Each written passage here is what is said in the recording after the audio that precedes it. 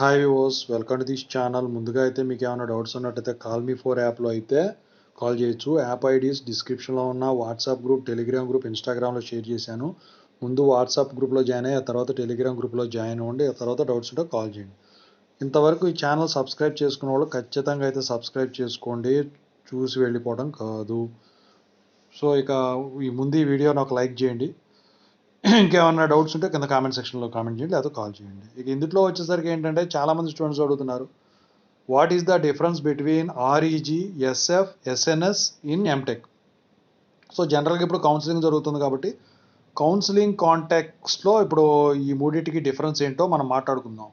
అంతకన్నా ముందు మీరు చేయాల్సిన పని ఏంటంటే డిస్క్రిప్షన్లో ఉన్న Telugu engineering education channel, data science course నడుస్తున్నటువంటి software courses work support channel ఖచ్చితంగా అయితే సబ్స్క్రైబ్ చేసుకొని మీకు ఉపయోగపడతాయి. ఇక టాపిక్లో పెడితే what is the difference between REG, SF, SNS in MTech.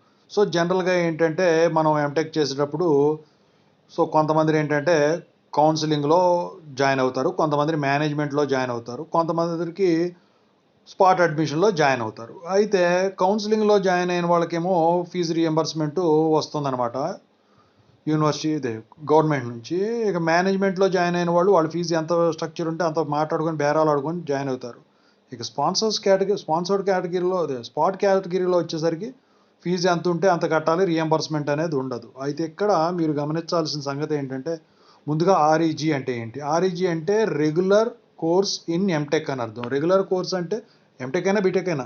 So ఇక రెగ్యులర్ కోర్స్ అంటే ఏంటంటే మీరు జనరల్గా కౌన్సిలింగ్ ద్వారా జాయిన్ అయినా లేకపోతే మేనేజ్మెంట్ ద్వారా మీరు కౌన్సిలింగ్ ద్వారా జాయిన్ అయ్యేదాన్ని రెగ్యులర్ కోర్స్ స్టడీ. అందులో వచ్చేసరికి ఏంటంటే రియంబర్స్మెంట్ ఇదంతా వస్తుంది కాబట్టి.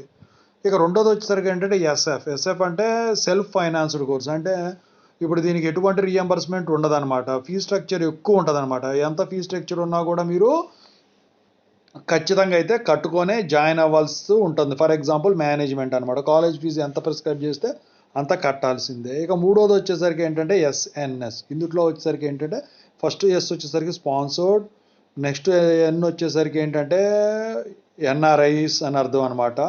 సో స్పాన్సర్డ్ కేటగిరీస్, ఎన్ఆర్ఐస్ ఈ ఎస్ఎన్ఎస్ కేటగిరీ కింద వస్తారు. అంటే స్పాన్సర్స్ అంటే కొంతమంది స్పాన్సర్లు చదివిస్తారనమాట వీళ్ళని, దానికి స్పాన్సర్డ్ కేటగిరీ అంటారు, స్పోర్ట్స్ కేటగిరీ ఏదైనా కానీ.